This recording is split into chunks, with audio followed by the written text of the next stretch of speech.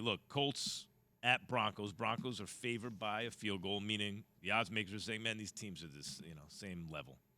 And you know what's funny thing about the NFL? Short week. Two bad teams so far. Not the worst teams ever, but they have not lived up to expectations, obviously.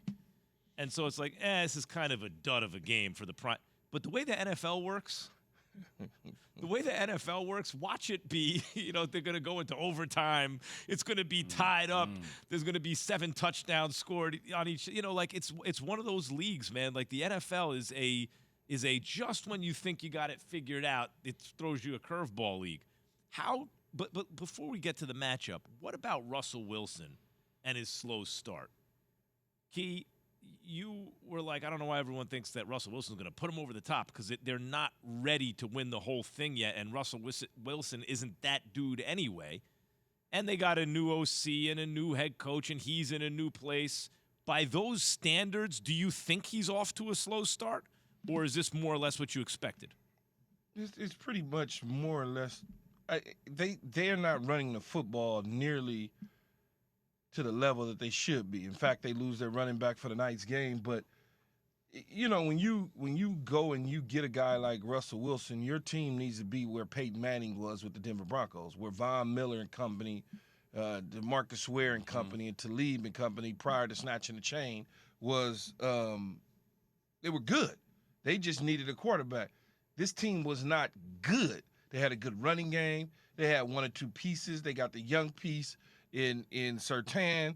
And so I understand how everybody got hyped about, but one of the things that I always point back to is when Stink was on our show, and he covers the Denver Broncos. He played for the Denver Broncos. He won Super Bowls for the Denver Broncos. He talks to people like John Elway that he protected for so long. That's Mark Slair, nicknamed Stink. When he was on our show, he simply said to us, if you remember Jay and Max, even if they got Aaron Rodgers, which I think by most people's standards, Aaron Rodgers is a significant upgrade from Russell Wilson. He said they wouldn't even make the playoffs. So if a guy that's in the building, essentially, is saying this, he ain't saying it because he just don't like the team. He's saying it because he sees something, he knows something.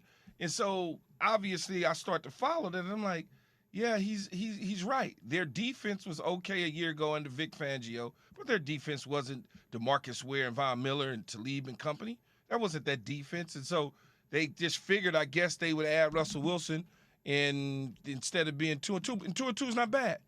But it's just what it looks like. It doesn't look good. What about you, Jay? Like what about specifically Russell Wilson? Like, I hear everything you're saying. That's right. I mean, I don't know why people expected them to set the world on fire, but Russell Wilson's off to a slow start. I mean, he scored 2 touchdowns, 2 passing TDs. He ran for 1 the other game, 23 points. They didn't come out to a win versus the Raiders, but the offense at least didn't look like it was at a stalemate like it's looked the past 3 games, right? So I do take that as a step in the right direction for the offense. As Key mentioned, look, when you don't have guys like Randy Gregory, I'm not saying he will ever be Von Miller, but their defense is missing a game-changing front 7, right? So the combination isn't there.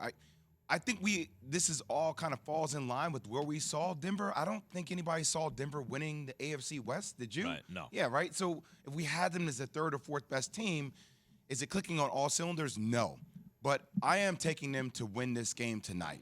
They are 3.5-point favorites at home against a Colts team that is struggling. Now, I know that the Broncos don't have Javonte Williams. I know that hurts, puts more pressure on Melvin Gordon II to do his thing. But who, by the way, a couple of years ago was considered, is he going to be a star running back, right? Yep, but the Colts not having Jonathan Taylor, right? This guy was in the MVP conversation last year with how they're actually playing, coming out off that game against the Titans. They have to get this game at home. So, yeah, the crazy thing about the Broncos is it's not like they have a bad record right now, and they haven't looked good.